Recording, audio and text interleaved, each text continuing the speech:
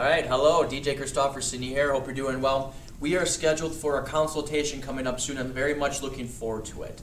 Now, what we'll be doing in that consultation is going over what I call the 4 pillars for qualifying for a mortgage loan. But I don't want to be doing all the talking. I want to make sure I answer all of your questions. So if you have any questions, concerns, worries, please write those down and I'll make sure to cover all of those. But in addition to covering those 4 pillars and whatever questions you have, there is also attached to this email a PDF checklist for all the different documents that we need you to bring. And I kind of just go over those one by one and to further explain what those what they are, because sometimes writing it into a little PDF, it doesn't explain well enough.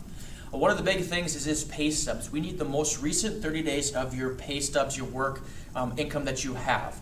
So if you're paid monthly, just the last month, every 2 weeks, and so on and so forth. But if you don't receive pay stubs, and let's say you receive child support, Social Security, alimony, what we'll need is a copy of the bank statement showing the funds going in, or if you receive checks, the deposits, but also the reward letter that states how much you were to receive each month.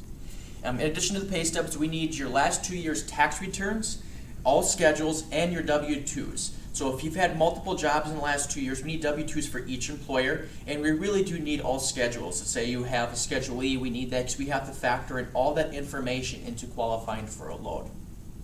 Next, what we need is copies of your last 3 months of bank statements and retirement accounts. The most important ones are from the accounts where your down payment's coming from. And when it says all pages, we really do need all pages. Not because we're being very picky, because the government's very picky. So if there's 5 pages to it, we need all 5 pages. And we need it to have the bank name, the account number, at least the last 4 digits, and your name on it. We have to make sure it's actually your account. Now, if you're getting gift funds from somebody, we'll discuss that when we meet face to face. Other things that we're going to need is your homeowner's insurance agent, if you have that. If you don't worry about it. Mortgage statements. If you currently own a house or you have rental property, we'll need the statements for all of those because we have to factor that into the debt ratios. Now, if you don't have current house, don't worry about it. Don't need that. And 2 things you'll also see on there that's not applicable at this time is the cleared earnest money check and the appraisal. Now, the more thorough you are at this time, the more work we do up front, the easier the process is going to be once you have an accepted offer.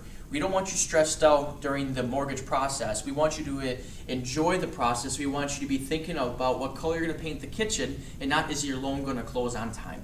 So the more thorough you are, the better it's going to be.